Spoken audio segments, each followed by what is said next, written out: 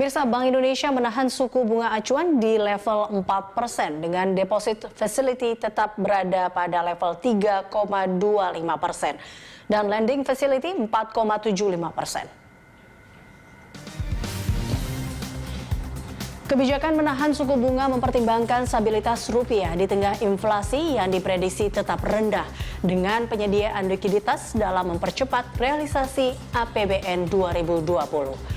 Bank Indonesia mendukung percepatan pemulihan ekonomi melalui peningkatan penyaluran kredit.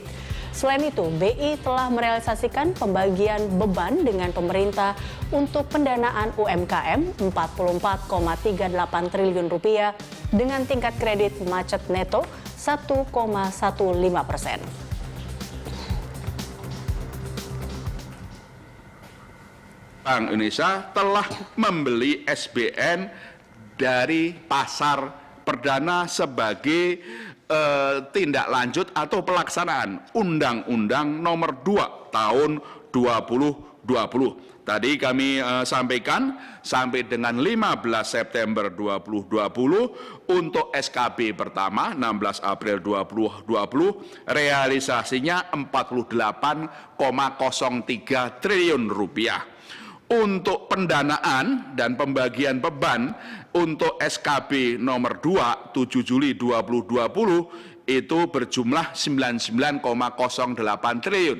Dengan pendanaan dari Bank Indonesia dan pembagian beban ini, oleh karena itu saya sampaikan, dengan komitmen Bank Indonesia tersebut, pemerintah dapat lebih memfokuskan pada upaya akselerasi realisasi APBN untuk mendorong pemulihan ekonomi nasional.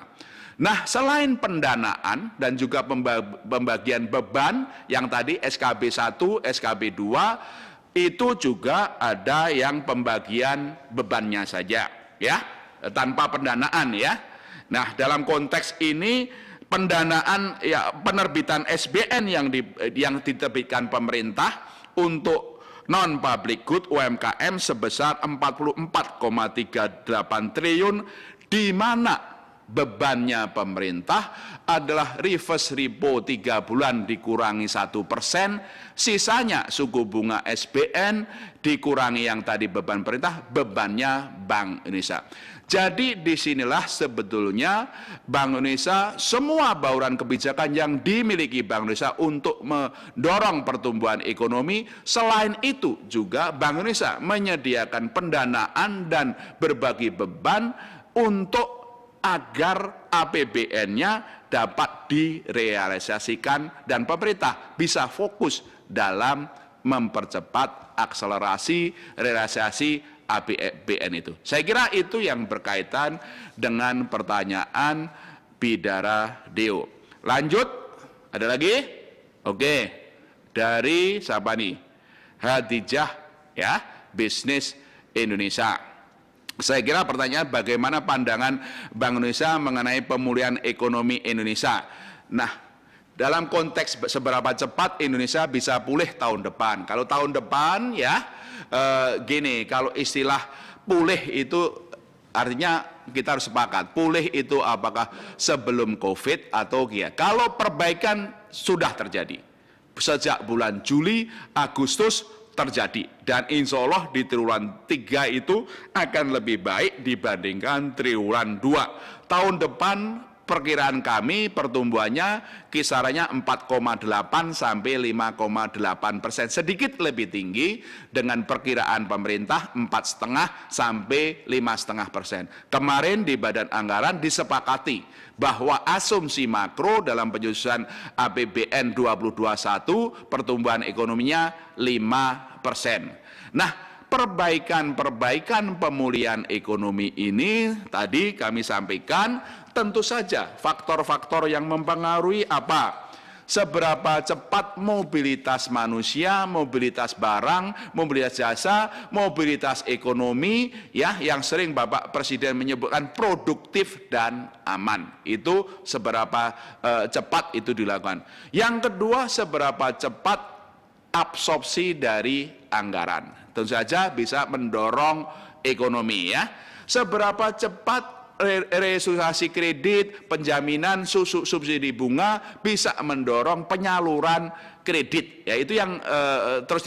Nah, itu dari faktor domestik, ya. Faktor domestik tentu saja seberapa cepat konsumsi akan naik, policy atau kebijakan atau faktor-faktor itu yang berpengaruh. Sementara itu di kondisi ekonomi globalnya kan membaik, khususnya Amerika Serikat dan Tiongkok.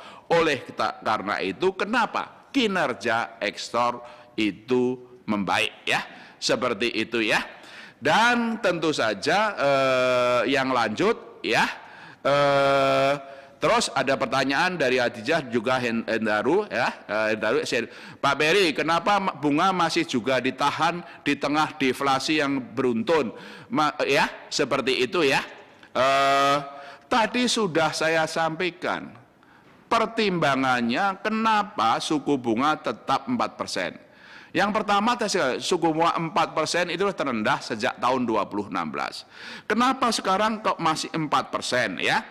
Saya baca lagi, keputusan ini mempertimbangkan perlunya menjaga stabilitas nilai tukar rupiah di tengah inflasi diperkirakan tetap rendah. Pertanyaannya, kenapa BI tidak kemudian mendorong pertumbuhan ekonomi? Tegaskan, kami sampaikan untuk mendorong pemulihan ekonomi dari dampak pandemi COVID-19, kebijakan-kebijakan yang tadi saya jelaskan atas pertanyaan Bida Radio, itu polisinya banyak banget. Semua kebijakan untuk mendorong pertumbuhan ekonomi, bahkan juga pendanaan dan pembagian beban dengan pemerintah sesuai